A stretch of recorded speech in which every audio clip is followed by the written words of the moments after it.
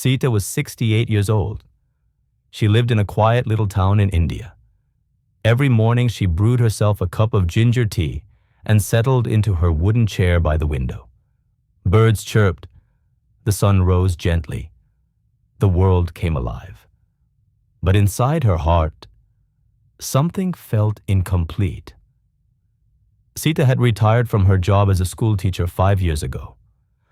Her days passed in a quiet rhythm, reading the newspaper, tending to her garden, and watching television. Her husband had passed on a few years earlier. Her children were caught up in their own lives in faraway cities. Life had slowed down, maybe too much. One day, while dusting an old cupboard, Sita stumbled upon a forgotten notebook. It was brown, worn out, and carried the scent of long-lost dreams. She opened it gently. On the first page, in her youthful handwriting, it read, "My bucket list. Visit Paris and see the Eiffel Tower. Write a book of short stories. Learn how to swim." Sita stared at the words. Her eyes grew moist. "When did I write this?" she murmured. And then it came back to her. She had made that list at 25, when the world seemed full of possibilities. She believed life was long, that she had all the time she'd ever need. But one thing led to another: career, marriage, children, responsibilities. And slowly those dreams had faded into the background. Now 43 years had passed. She still wanted to see Paris, but her knees ached, and her doctor had strictly advised against long flights. She longed to write, but her fingers trembled when holding a pen too long. Swimming. Her heart was too weak. No stress, no risk, the doctor had said. She sat quietly. A tear fell onto the page. "I waited too long," she whispered. That evening, she did something different. She stepped outside and took a walk to the park nearby. She smiled at the children playing on the swings, their laughter echoing through the trees. On a bench, she sat next to a young girl sketching in a notebook. Sita leaned in and asked, "What are you drawing?" The girl beamed.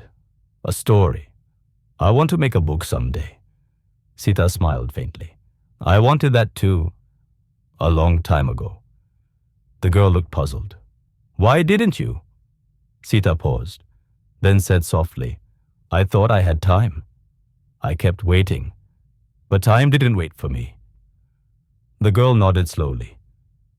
Then she said something that stayed with Sita all night. "But you can still write, Grandma. You just told me a story right now." That night, Sita couldn't sleep. The girl's words echoed in her thoughts. You can still write. The next morning, she opened a new notebook. Not the old one, but a fresh, clean one. On the first page, she wrote, "New bucket list. Write short stories for children. Read books about Paris. Teach swimming theory to kids, even if I can't swim." She smiled. "I may not walk the streets of Paris," she said, "but I can visit through the pages of a book. I may not swim," she added, "but I can help children learn the joy of water safely. I may not be young," she said with a grin, "but I still have something to give." Each morning, she sat by her window and began writing. Her stories were simple and heartfelt, tales of kindness, of school days, of little dreams that mattered. She returned to the park often. Children began gathering around her as she read aloud. They clapped, laughed, and always asked for one more story. One day, a school teacher overheard her storytelling and invited her to speak at the school. Sita accepted. Soon her stories were printed in the school magazine, and then in a small published book. Her dream had come true. Not in the way she had imagined, but in the way life had allowed. She looked at her old bucket list again, but this time she didn't cry. She smiled, because she had learned something valuable. You don't need the perfect moment. You just need the courage to begin. If you keep waiting to live, time will simply move on without you. Dreams don't have an expiry date, but time does. Life doesn't pause for the right time, and neither should you.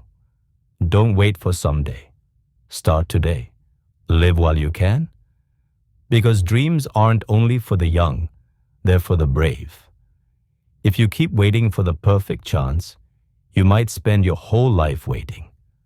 Start now with what you have, right where you are. Each small step you take today brings your dreams closer, and it fills your life with meaning and quiet joy. Don't let time pass you by. Live before it's too late. Vocabulary list. Tend meaning, to care for or look after something.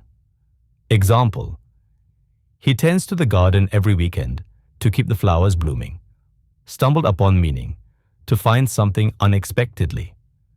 Example, I stumbled upon an old photo album while cleaning the attic. Echoed meaning, repeated sound or idea, especially with emotional resonance. Example, his words echoed in my mind long after he left. Faintly meaning, lightly or barely noticeable. Example, she smiled faintly, hiding her true emotions. Possibilities, meaning, things that may happen or be achieved. Example, the new job opened up exciting possibilities for her career. Courage, meaning, the strength to face fear or difficulty.